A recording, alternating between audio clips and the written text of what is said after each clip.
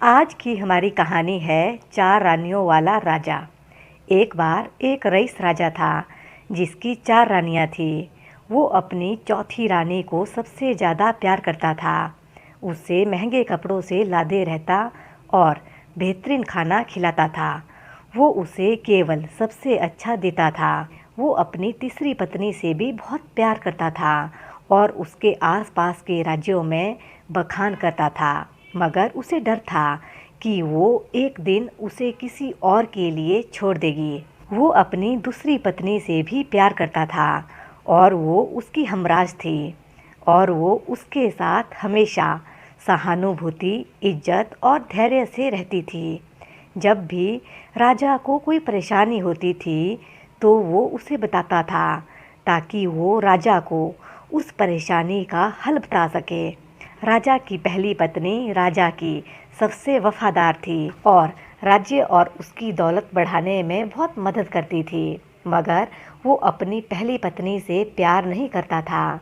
एक बार राजा बीमार पड़ गया और उसे समझ आ गया कि उसके पास समय बहुत कम है। इसलिए उसने अपनी चौथी पत्नी से पूछा कि मैंने सबसे ज़्यादा प्यार तुमसे किया है और तुम्हें सबसे बेहतरीन चीज़ों से नवाजा है, तुम्हारा सबसे ज़्यादा ध्यान रखा है। अब जब मैं मरने जा रहा हूँ, क्या तुम मेरा साथ देने के लिए मेरे साथ चलोगी? तब उसकी चौथी पत्नी ने जवाब दिया कि बिल्कुल नहीं। उसकी बात राजा के दिल में छुरी जैसी चुभी। अब दुखी राजा ने अपनी तीसरी पत्नी से पूछा कि मैंने सारी जिंदगी तुमसे प्यार किया, अब मैं जा रहा हूँ, क्या तुम मेरे साथ चलोगी? नहीं, ऐसा तीसरी पत्नी ने जवाब दिया। जिंदगी बहुत अच्छी है और जब तुम मरोगे तो मैं दोबारा से शादी करूँगी।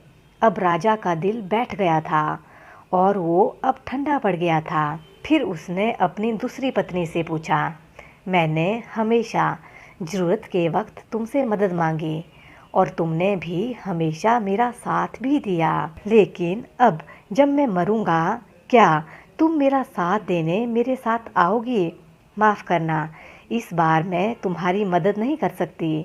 दूसरी पत्नी ने जवाब दिया, ज़्यादा से ज़्यादा मैं तुम्हें तुम्हारी कब्र तक छोड़ सकती हूँ।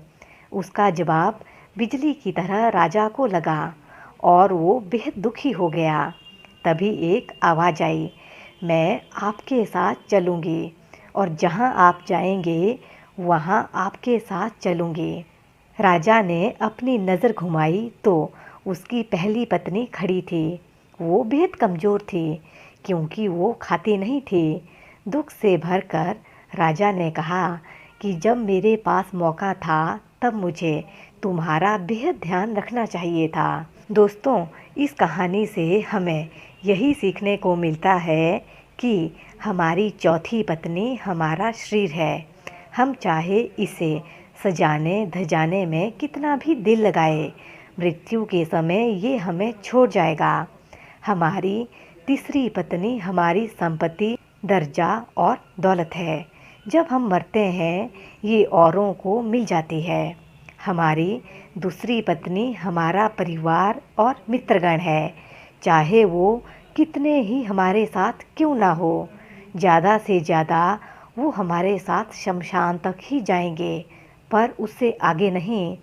हमारी पहली पत्नी हमारी आत्मा है जो अक्सर दौलत, ताकत और अहंकार के लिए बेध्यान हो जाती है, मगर हमारी आत्मा ही एक ऐसी है जो जहाँ हम जाएंगे वहाँ तक जाएगी।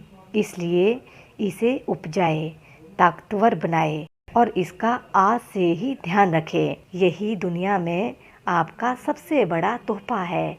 ये थी एक प्रेरणादायक कहानी। आपको कैसी लगी ज़रूर कमेंट बॉक्स में अपनी राय दीजिएगा।